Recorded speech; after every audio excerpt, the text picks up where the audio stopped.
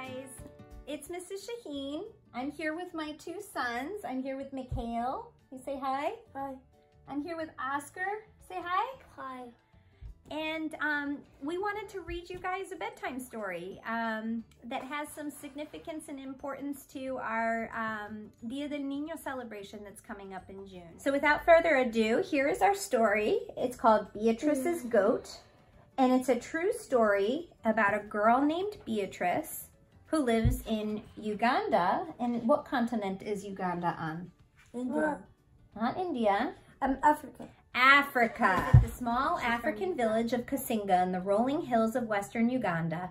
And if you were to take a left at the crossroads and follow a narrow dirt path between two tall banana groves, you would come to the home of a girl named Beatrice.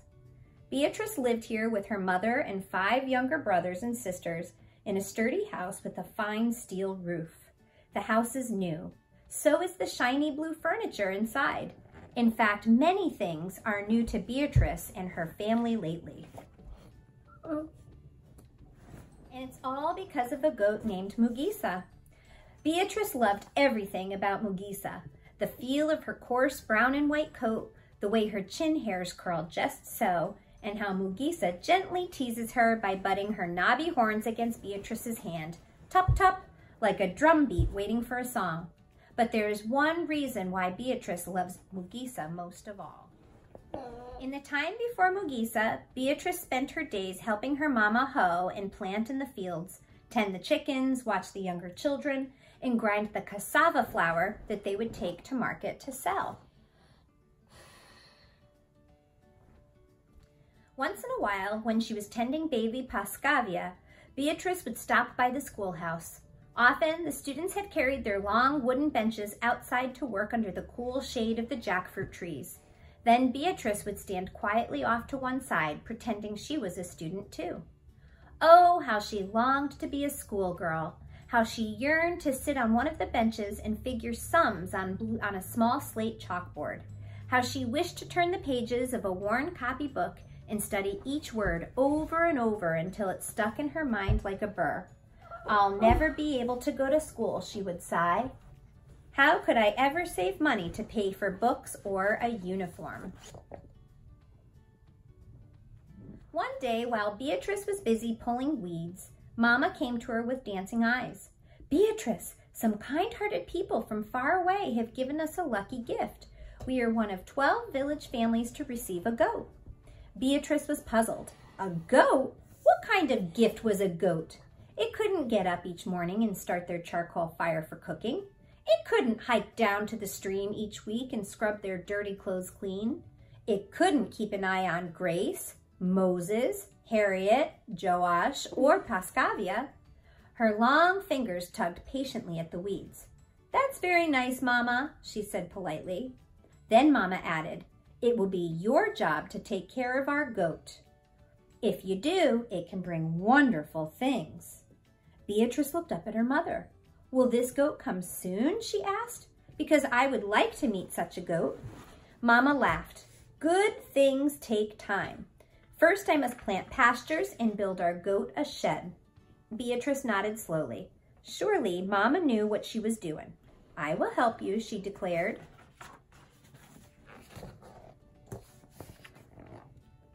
For the next few months, Beatrice worked harder than ever. She helped Mama collect the posts for the shed walls, then lashed the posts together with banana fibers.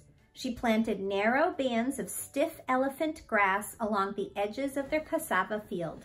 She put in pigeon trees and lab vines between the banana trees. She has, yeah, that's a tool. Finally, one day, Beatrice's goat arrived. Fat and sleek as ripe as a mango. Beatrice stood shyly with her brothers and sisters, then stepped forward and circled the goat once. She knelt close, inspecting its round belly, and ran her hand along its smooth back. Mama says you're our lucky gift, she whispered. So that is what I will name you, Mugisa, luck.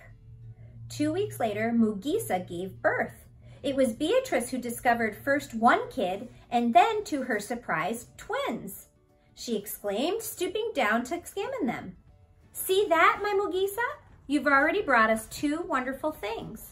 Beatrice named the first kid Mulindwa, which means expected, and the second Kiembo, or surprise. Each day, Beatrice made sure Mugisa got extra elephant grass and water to help her produce lots of milk, even though it was meant another long trip down to the stream and back. When the kids no longer needed it, Beatrice took her own first taste of Mugisa's milk. Mmm, sweet, she said, mixing the rest into her cup of breakfast porridge. Beatrice knew Mugisa's milk would help keep them much healthier. Having a cow or a goat, you would never, I meant like your drink will stay up. That's right. Now they have a way to make milk, right? Yep, so they'll survive. That's exactly right, Mikhail. You got it. Now, each morning after breakfast, Beatrice would head off to the shed to sell whatever milk was left over.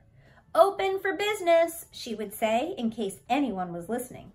Often she would spy her friend, Bunane, coming through the banana groves. Good morning, Beatrice. Mugisa, expected in surprise, Bunane would always say.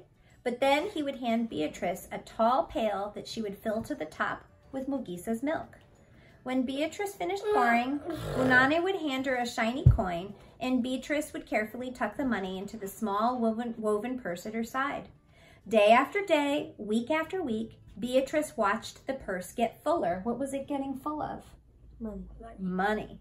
Soon there would be enough money for a new shirt for Moses and a warm blanket for the bed she shared with Grace. So now, what's happened so far? The goat arrived. The goat had how many babies? 2. 2. And what do you call baby goats? Babies. Kids. Cubs. Kids.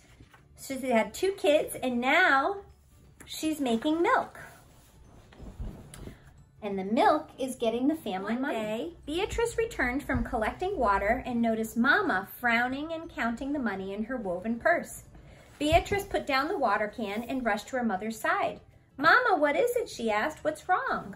As she looked up, Mama's frown turned to a small smile. I think, she said, you may just have saved enough to pay for school. School? Beatrice gasped in disbelief. But what about all the other things we need? First things first, Mama said. Beatrice threw her arms around her mother's neck. Oh, Mama, thank you. Then she ran to where her goat stood, chewing her cud, and hugged her tight. Oh, Mugisa, she whispered, today I am the lucky one. You have given me the gift I wanted most.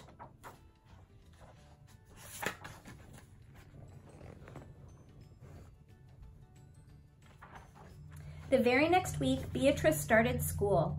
On the first morning that she was to attend, she sat proudly waiting for milk customers in her new yellow blouse and blue jumper, Mugisa by her side. Beatrice felt nervous and excited at the same time. Mugisa pressed close, letting her coarse coat brush softly against Beatrice's cheek. Oh, Mugisa, Beatrice cried, I'll miss you today. Then she thought again about all the good things Mugisa was bringing. Mama said that soon Surprise would be sold for a lot of money. It will be enough to tear down this old house, she had explained. We will be able to put up a new one with a steel roof that won't leak during the rain. So now not only has the money gotten her to pay for school, but soon they're going to have enough money to buy a new what? Roof. A new house with a new roof. Beatrice heard a rustle and noticed Bunane heading toward her with his empty milk pail. He eyed her new uniform and sighed. You're so lucky. I wish I could go to school. Beatrice reached out and touched his arm. I've heard that your family is next in line to receive a goat. A smile crossed Bunane's face. Really? Really? Then Beatrice kissed Mugisa on the soft part of her nose, close to where her chin hairs curled just so, and started off to school. So that's the end of our story. Come here, Oscar, because we're going to say goodbye to all of our Silver Mine friends and family. Will you come say goodbye? Come over here. But before we do, boys and girls, in the upcoming days, you guys are going to learn about how our school community can help a family like Beatrice in working for charity in order to buy some animals for a family in need somewhere else in the world. And so we're really, really excited to bring this to you, and we can't wait to see what you all decide, who you decide to help and where. What would you like to say? Subscribe. Ah, yes. Oscar, Mikhail, you want to say something about that too? So, why don't you subscribe and hit that bell and subscribe, please. Okay. Hope you guys subscribe to our channel and hit the like button, right? Is that what everybody says at the end of YouTube videos? And to be a fan. And be a fan. All right. We'll see you guys very soon. Good night.